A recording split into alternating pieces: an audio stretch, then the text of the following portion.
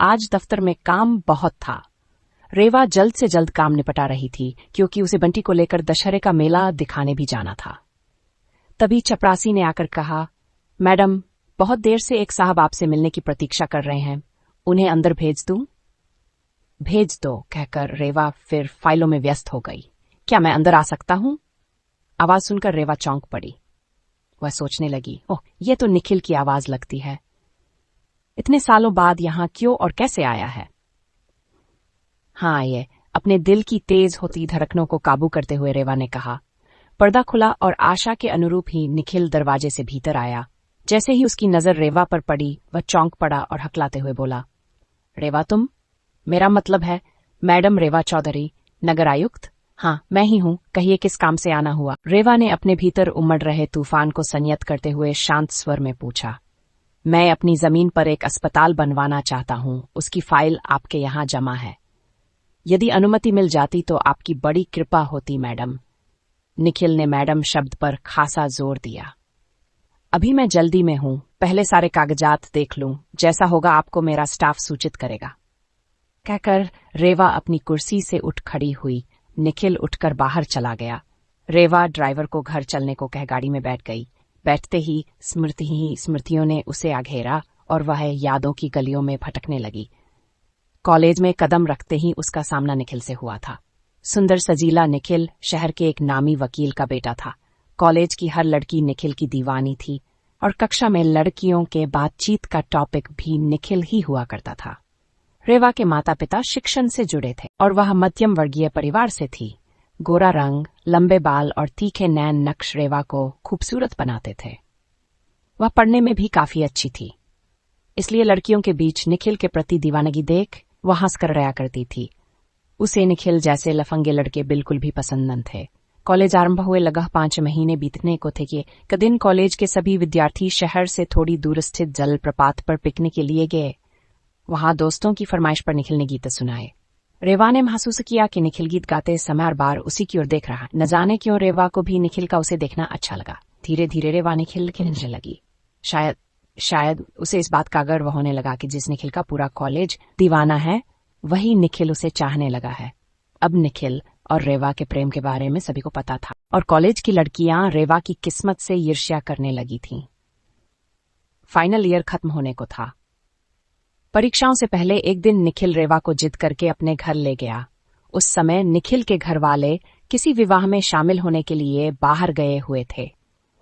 निखिल ने मौके का फायदा उठाना चाहा था, परंतु रेवा किसी तरह वहां से बचकर आ पाई थी। उसे वापस घर पहुंचकर निखिल से और स्वयं अपने आप से नफरत होने लगी। रेवा सोचने लगी, आज तो अनर्थ ही हो जाता, गलती मेरी ही है। मैं ही निखिल की बातों और प्यार के झूठे खेल में आ गई। मैंने क्या सोचा था और वह कैसा निकला। फाइनल की परीक्षा देकर रेवा दूसरे शहर चली गई और सिविल सर्विसेज की परीक्षा की तैयारी में जी जान से जुट गई। अथक परिश्रम और प्रबल इच्छा शक्ति से रेवा ने सिविल सर्विसेज की परीक्षा उत्तीर्ण भी कर ली। उस दिन के बाद रेवा ने निखिल से अपने सारे संबंध तोड़ लिए। हालांकि निखिल ने रेवा की सहेलियों के माध्यम से 1-2 बार संपर्क करने का प्रयास भी किया, परंतु रेवा का तो जैसे प्यार से विश्वास ही उठ गया था। आज इतने सालों बाद भी रेवा ने विवाह नहीं किया है। एकाएक गाड़ी रुकने के साथ ही रेवा की तंद्रा टूटी। मां ने दरवाजा खोला तो वे रेवा का चेहरा पढ़कर बोली, क्या बात है, तू इतना परेशान क्यों दिख रही है? कुछ नहीं मां, ऑफिस में ज्यादा काम था। बंटी कहाँ है? उसको आज मेला घुमाने का प्रॉमिस किया था, मैंने रेवा मां से पूछ बैठी। बंटी तो बहुत देर से सज संवर कर बैठी है, तेरे इंतजार में। कुछ नहीं तो 10 बार पूछ चुकी है कि मम्मा कब आएंगी।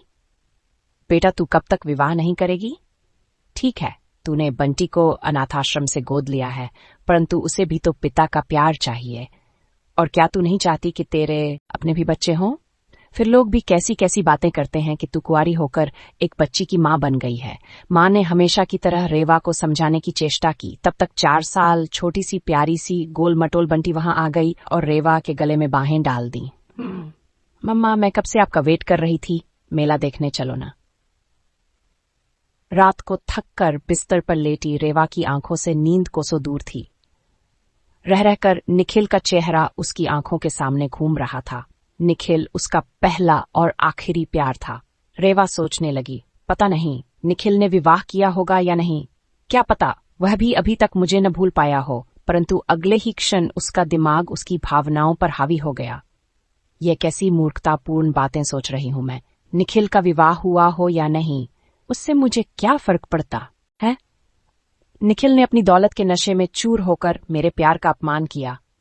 वह मुझे एक बेजान गुड़िया समझ मेरी भावनाओं से खेलता रहा। यह तो अच्छा हुआ कि सही समय पर मेरी आंखें खुल गई और मैं उसके चंगुल से बच निकली। क्या विवाह करना ही किसी नारी के जीवन का मकसद होना चाहिए? क्या पुरुष के बिना नारी संपूर्ण नहीं? आज मैं सशक्त हूं तो मुझे दूसरी बच्चियों और महिलाओं को संबल प्रदान करना चाहिए। आखिर मैंने सिविल सेवा भी इसीलिए चुनी थी कि मैं समाज के उत्थान में अपना योगदान दे सकूं। मुझे बंटी को पढ़ा लिखाकर अच्छा नागरिक बनाना है और बंटी जैसी अन्य दूसरी बच्चियों का भी जीवन संवारना है। अब रेवा के दिमाग की उछल पुथल शांत हो चुकी थी और वह सोच रही थी कि कल ही वह निखिल की फाइल पर उचित कार्यवाही कर अपने स्टाफ से निखिल को खबर भिजवा देगी, जिससे निखिल को फाइल के बहाने उसके ऑफिस में बार बार आने का अवसर न मिले। रेवा के जीवन से भी रात के काले अंधेरे विदा ले रहे थे और एक नई भोर का आगमन हो रहा था।